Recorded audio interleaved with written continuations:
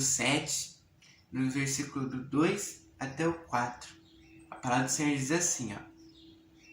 Desde aquele dia, a arca ficou em Kiriat Jearim, e tantos dias se passaram, que chegaram a 20 anos, e toda a casa de Israel dirigia lamentações ao Senhor. Samuel falou a toda a casa de Israel, dizendo: se é de todo o coração que vocês estão voltando ao Senhor, então tire do meio de vocês os deuses estranhos, os astarotes, e preparem o coração ao Senhor e sirvam somente a Ele. E Ele livrará vocês das mãos dos filisteus. Então, os filhos de Israel tiraram de seu meio, os Baalaíns, os astarotes, e serviram só ao Senhor. Amém? Bom, essa palavra, nós entendemos, assim, pelo contexto, que está acontecendo duas coisas aqui nessa passagem. A primeira é que o povo se envolveu com deuses estranhos, e a segunda coisa é que o povo estava na luta contra os filisteus. Amém?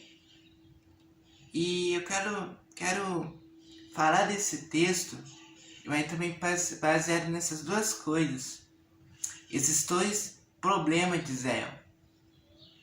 E eu quero falar primeiro sobre os deuses. Olha que Moisés vai falar antes dessa passagem, na verdade muito antes, como Moisés estava guiando o povo no Egito, no deserto, antes de chegar na Terra Prometida.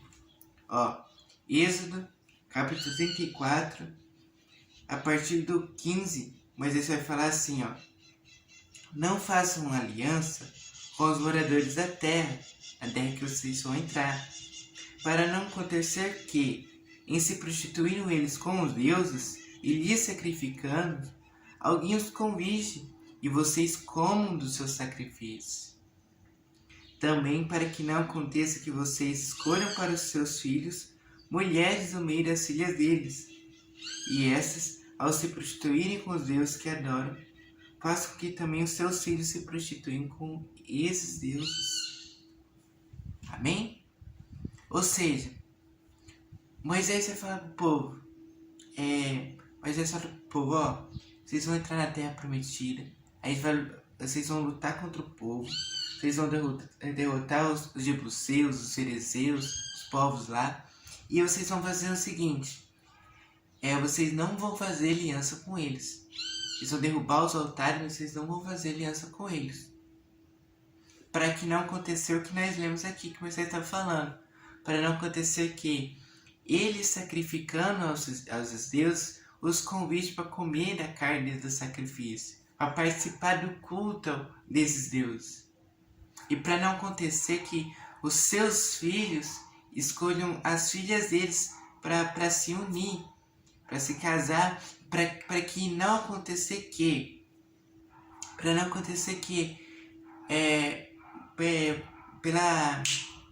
uma palavra muito conhecida, esqueci, velho. A união desigual, eu esqueci, fugiu. mas para que não acontecer que ela se envolve a ele já adorar o culto estranho ao Senhor, quer dizer, adorar o Deus estranho,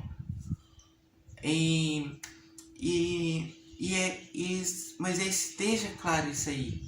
Só que o povo, desde o juízo, o povo desobedeceu, começou a se misturar com os outros povos, se unir, fazer aliança. E acontece que, ao chegarmos nesse capítulo 7, a gente vê aqui no capítulo 2, no versículo 2, toda a casa de Israel dirigindo lamentação ao Senhor. A palavra fala que a arca estava em outro lugar, e a palavra fala assim, e toda a casa de Israel dirigia lamentações ao Senhor.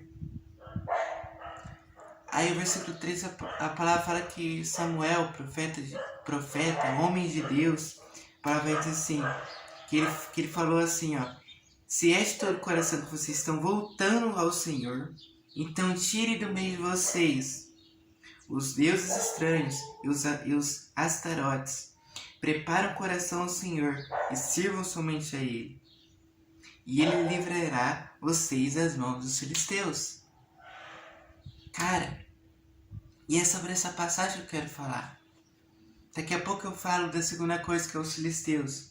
Mas nessa primeira coisa, que é a idolatria, a palavra vai dizer que o povo começa a dirigir lamentações ao Senhor. O povo começa a dirigir lamentações ao Senhor. E cara, às vezes você se encontra nessa situação de lamentação ao Senhor. Uma lamentação de ficar assim, eu fazia, eu cantava, eu pregava, eu fazia isso, eu fazia aquilo, eu era obreiro, eu era aquilo, eu fazia, eu fazia. E cara, Deus, e a palavra de hoje para você é a palavra de Samuel para o povo. Samuel falou: seja de verdade que vocês estão voltando de coração, abandonem os deuses estranhos, tirem do meio de vocês os deuses estranhos e prepare o coração e sirvam somente a Ele. Sirvam de todo o coração somente a Ele, somente ao Senhor. Cara, e às vezes se você tá vivendo uma vida assim, tipo, não, mas eu vivia na presença de Deus, eu orava, eu buscava, eu fazia isso, eu jejuava, eu orava e acontecia, eu fazia isso, fazia aquilo, mas e hoje? Cara, Deus não quer que a gente conte a história de que fazia, mas Deus quer saber do nosso hoje, da nossa atitude de hoje.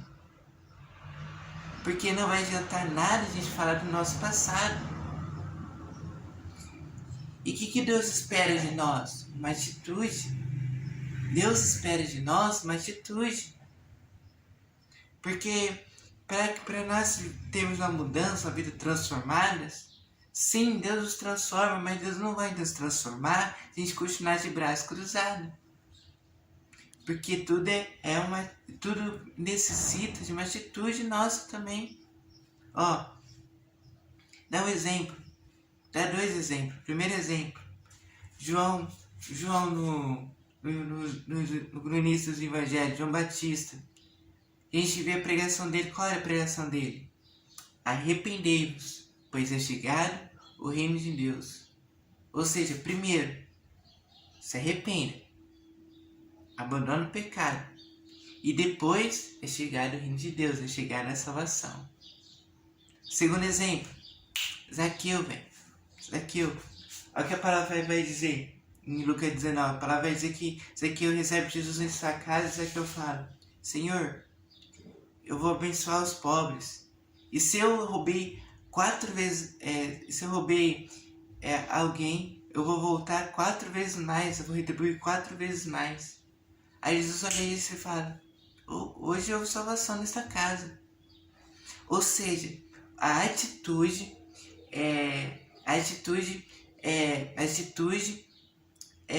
pela atitude houve a salvação, pela atitude houve a transformação. E aqui nós vemos nesse texto também. O povo tomou a atitude de abandonar os deuses estranhos. O povo tomou essa atitude. Porque Samuel falou: cara, se é de verdade, toma atitude. E essa é a palavra para você hoje. Talvez hoje você viva uma vida onde você até não desejaria estar. Mas hoje tá sem forças para lutar. Mas hoje o Espírito Santo está te despertando e dizendo que precisa tomar uma atitude. Cara, precisa se voltar para Deus, precisa se voltar para a palavra, ler Bíblia, orar e principalmente precisa voltar a congregar. Se você parou de congregar em algum ministério, rapaz, a gente precisa também, não tem como, essa ideia fraca de muitos tá falando que não precisa ir para a igreja, não. Eu sou a igreja, cara. Não existe essa frase eu sou a igreja, mas sim nós somos a igreja. Nós precisamos nos unir, um ajudando o outro. um discipulando o outro, um corrigindo o outro, um fortalecendo o outro. A palavra fala muito disso. Não tem como andar sozinho. Salomão fala em Eclesiastes, é melhor andar em dois do que um, porque se um cair, o outro levanta. Então, vamos tomar uma atitude. Deus espera disso da gente, que tomamos atitude para largarmos os deuses estranhos, para que larguemos as bebedices, a prostituição, a pornografia, seja o que for, a masturbação, seja o que for, a gente precisa abandonar para seguir o Senhor, para viver uma vida de santidade, para termos comunhão com Ele. Vamos servir somente a Ele. A nossa vida tem que ser dele. Mas se nós estamos no pecado, nós não temos comunhão com Ele. E a segunda coisa que a palavra fala, que é os filisteus. Samuel fala, abandone os seus estranhos. E no final ele fala, e Ele livrará vocês das mãos dos filisteus. Ele vai livrar vocês das mãos dos filisteus. E a gente continuar lendo essa passagem, capítulo 7. Israel toma essa atitude, abandona os deuses. E Israel vence os filisteus, os inimigos. E cara, quando nós tomamos a atitude para vencer o pecado, em Cristo Jesus, também em Cristo Jesus, nós somos libertos dos nossos inimigos. Porque o desejo de Satanás é escravizar a sua vida, é escravizar a minha vida no pecado. Mas quando nós temos Jesus, nós somos libertos. Nós vencemos Satanás. Então, quer ter uma vida vitoriosa, uma vida espiritual, uma vida com Deus vitoriosa, uma vida com Jesus vitoriosa? Cara, toma uma atitude para ter de novo um relacionamento com Deus. Para se voltar ao Senhor. Para de viver uma vida de lamentação, mas vive uma vida de arrependimento, que você toma uma atitude e começa a largar tudo, amizade, tudo que afasta você da presença de Deus, tudo que desagrada a Deus, tudo que a palavra de Deus, nosso manual, condena. Amém? Que você venha viver uma vida com Deus, você venha tomar essa atitude, essa atitude de mudança, em nome de Jesus. Que você venha despertar através dessa palavra. Que Deus abençoe sua vida.